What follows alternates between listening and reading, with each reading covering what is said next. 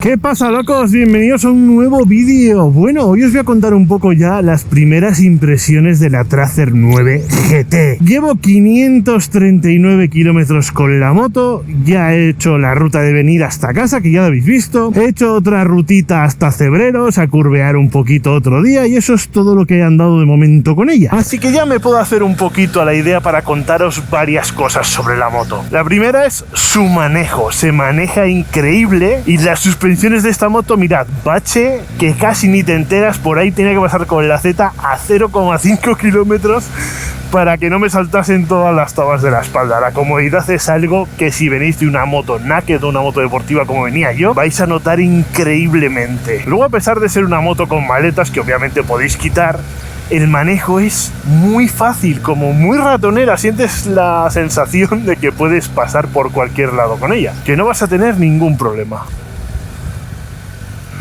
Se gira muy fácil encerrado con ella también. Y en cuanto a motor, que es de las cosas que más me preguntáis, pues ya sabéis, todavía estoy en rodaje, pero os puedo decir que este motor es una bomba. Obviamente todavía no le he sacado ni un 25% de lo que se le puede llegar a sacar, y ya estoy muy contento con él. Así que imaginaros cuando acabe el rodaje y realmente pueda explotar el motor al 100%. Ahora mismo voy en el modo 3, según acabé el viaje de venir hasta aquí, que fueron casi 400 kilómetros.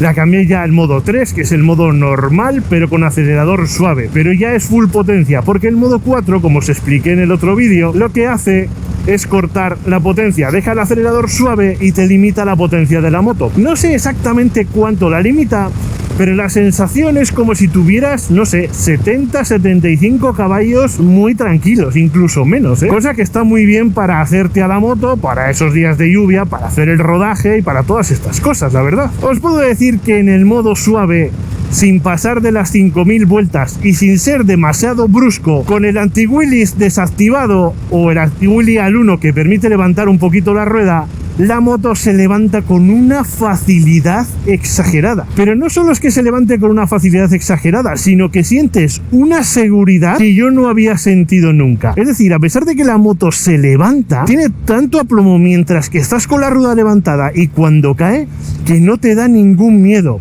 Y eso lo veo peligroso porque siento que me va a dar demasiada confianza para hacer mucho el gamberro con ella. Como os dije en el manual, nos dice Yamaha que no pasemos de unas 5200, 5300 vueltas de manera constante. Es decir, que nada nos impide en un momento dado, si tenemos que hacer un adelantamiento, pasar esas 5300 vueltas. No os digo obviamente que lo vayáis a subir al corte, pero si en un adelantamiento, en una necesidad, necesitamos subir hasta las 7000, 7500, incluso las 8000, no le pasa nada a la moto. Pero digo puntualmente. Aún así, la moto, sin pasar de 5000 vueltas, que es más o menos como estoy haciendo yo el rodaje, ya alcanza velocidades que están por encima de lo legal. Así que recuerdo cuando hice el rodaje de la Duke 125 que tenía que ir a 70, 80 en lo que más para poder hacer el rodaje, que en muchos casos cuesta arriba estaba estorbando, que iba a 60, 65. Ese rodaje sí que fue una tortura. Hacer el rodaje a una moto de estas características es que no es nada difícil ni pesado. Simplemente te tienes que mantener dentro de la legalidad para conseguirlo, así de sencillo. Sensaciones de las suspensiones, a mí me están encantando. He probado la moto ya en pareja y ahí es donde realmente se notan y mucho las suspensiones semielectrónicas que lleva esta moto.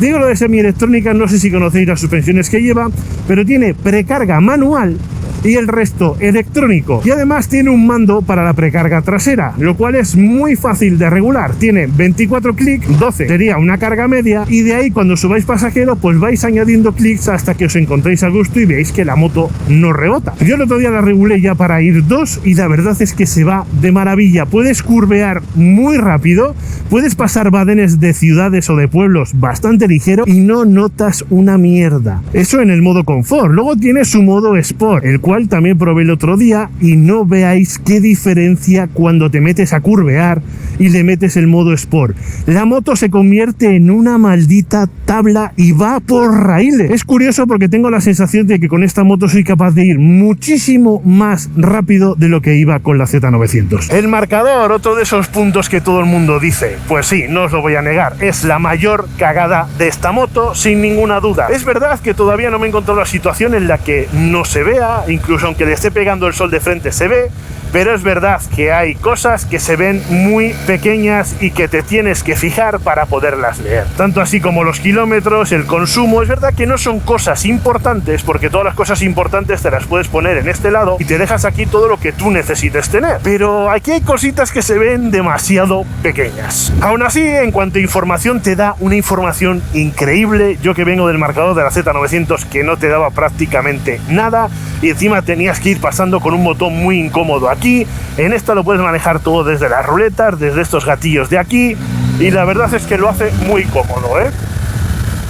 Como veis, la respuesta del motor es muy fuerte, pero como os digo, la naturalidad con la que puedes curvear, de verdad que es increíble. El tricilíndrico es un motor que desde que lo probé el DMT-09 me gustó mucho por cómo rendía, por cómo empujaba todo el rato y porque aún así tiene un sonido bonito. No es un Tetra, es verdad, ahí he perdido un poquito y es algo que me duele bastante en el corazón, pero aún así creo que merece la pena. Y en cuanto a sonido, otra cosa de la que se ha hablado mucho de esta moto, que suena muy bien. Bueno, yo no diría que suena espectacularmente bien, como están diciendo en muchos análisis, pero sí digo que suena lo suficientemente bien como para que el día que le cambie el escape, aquí de gusto. Se nota un incremento del sonido porque tiene muchísimo sonido de admisión. Es una pasada el sonido que sale de aquí. Tiene un sonido muy grave, muy redondo, que la verdad es que mola bastante, pero que no es sonido de escape, es una cosa rara. Entonces el día que cambiemos el escape habrá que ver si este sonido de aquí también varía,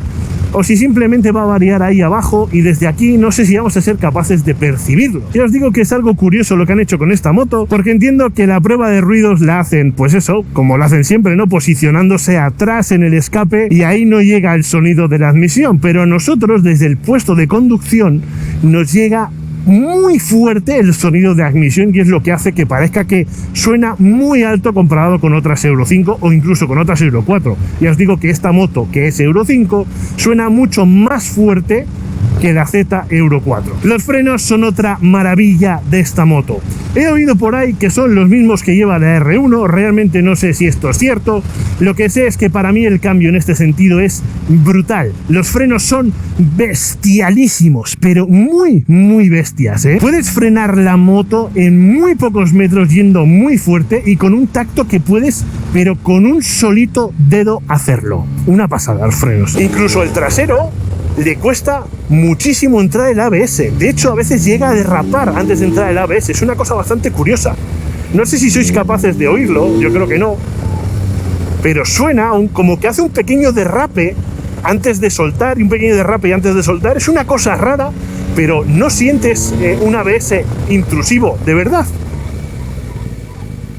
Es una cosa muy rara. Parece que vas en modo supermoto en la rueda trasera y te lo va quitando y poniendo, quitando y poniendo, quitando y poniendo. Es una cosa que yo hasta ahora en una moto no había tenido esa sensación. Y realmente no sé si es bueno o malo que derrape la rueda. La verdad es que se siente muy seguro frenar de atrás y que además frena bastante fuerte. Es decir, acaba por parar muy bien la moto solo con el trasero. Que es algo que hasta ahora, pues bueno, tampoco había descubierto en una moto. Que con el freno trasero pudieras hacer grandes frenadas. El Quick-Shift es una maravilla, señores, tanto para subir como para bajar. Tiene aquí un piloto que se pone en verde, no sé si lo podéis apreciar. Eso significa que lo puedes usar hacia arriba.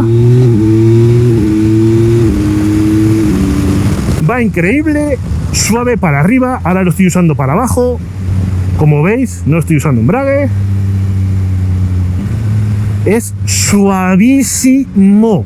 Me encanta este Quick Shifter. He probado otros que ni se acercaban de lejos a lo que hace este, a esta suavidad, a esto que ni notas que se está usando. Un 10 para este Quick Shifter. Algo que también he notado, y no todo iba a ser bueno, es que echa mucho calor por la zona de las piernas. A ver, hoy por ejemplo no lo estoy notando porque hay 20 grados ambiente, pero el otro día cuando la traje y el otro día que me fui de ruta que había 30 y tantos grados, ojito el calor que notaba en las piernas. Es algo que ya me habían avisado que es característico de este motor CP3, pero que joder, en verano pica, joder. En cuanto a comodidad, hay que reconocer que se va muy bien, que puedes aguantar grandísimas tiradas aquí.